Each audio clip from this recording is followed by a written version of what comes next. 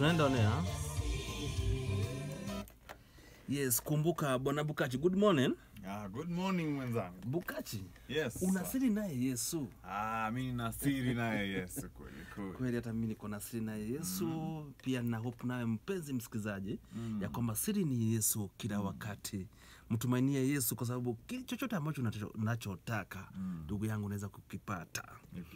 Yes, the people's daily ndugu yangu. Bukachi hapa the heading is so hot. Mimi nimeona heading kwanza kidogo Inside Kenya broken parliament. A noisy house with zero solutions. Yani, mwandishi wa hili gazeti ndugu yangu ameweza kutumia muda mwingi sana na choosing of words. Yani alikuwa very specific. He was very specific, direct to the point. Ya kusema kwamba is a noisy house with zero solutions ndugu yangu. Yani lakini kweli ukiangalia you want to watch. Mimi nasemanga kwamba the energy ile ambayo we get when the parliament is discussing mambo ya raises, allowances, you get. Yes. If we had the same energy, ikikuja upande wa kusukuma nchi, it would have been very wonderful. Kumbuka mwandishi wa gazeti hili anasema kwamba kwa sababu kwa nini amesema hivi.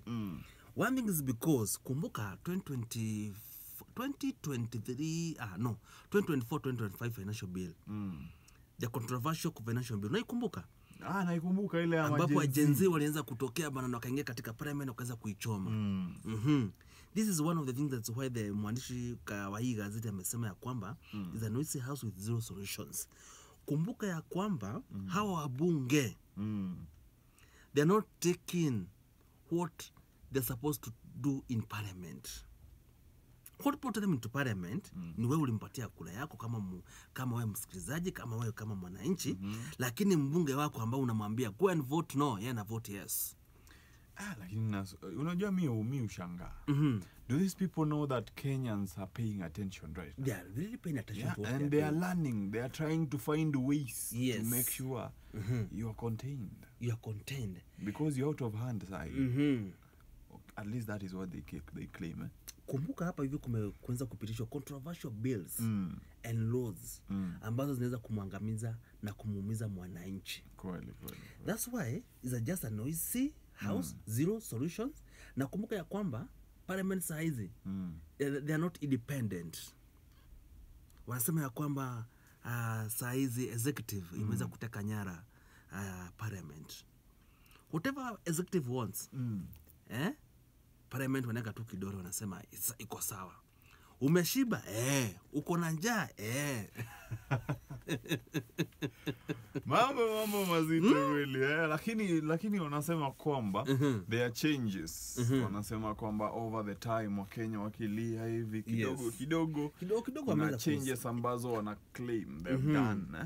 Sasa ni tuwape muda. Wanataka muda kutuonyesha kwamba kazi inafanya. Lakini wabunge wanafaa kuelewa ya kwamba kazi yao ni kuisimamia serikali. Ya kwamba katiba na sheria ya Kenya ifuatwe na itekelezwe. Ila si parliament. Wajua mimi naamini kwamba parliament has the most power. It has the most power. If they did impeach the second deputy president of the Republic of Kenya, that was a power. They have the power. They have even the power to censor a motion on the top leadership of this country. Wako nayo.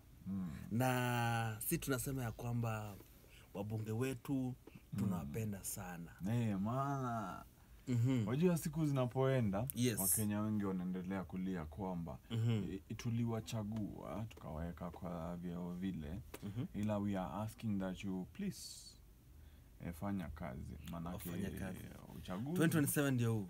Ndio hii 2027. Uchaguzi ndio huu wa 2027. Hatujasema kitu ila tumesema kitu Yes.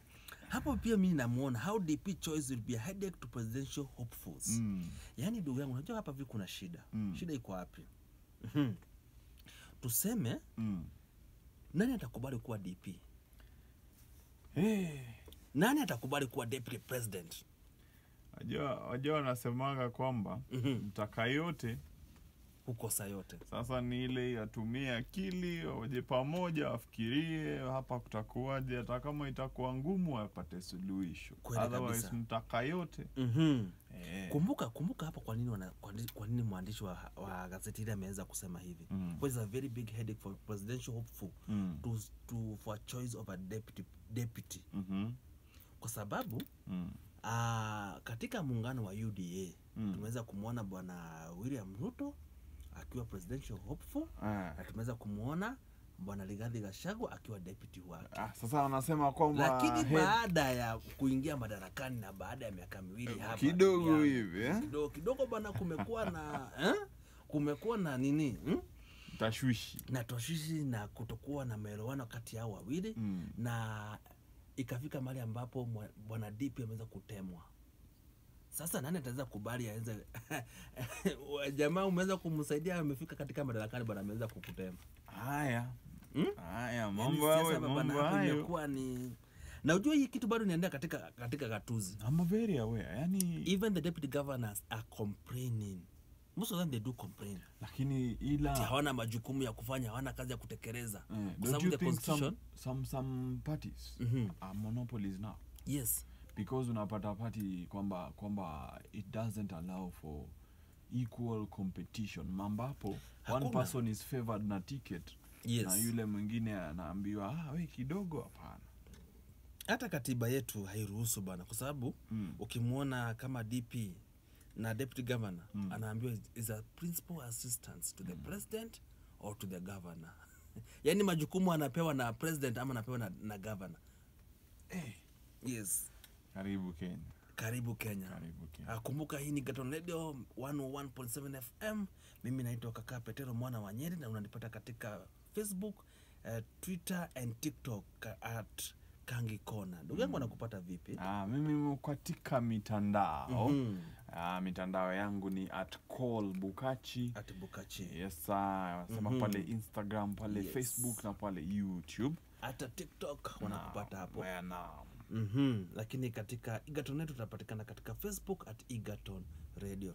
Ngoja tupunge hewa tutarudi kwa muda ambao ni mchache kabisa.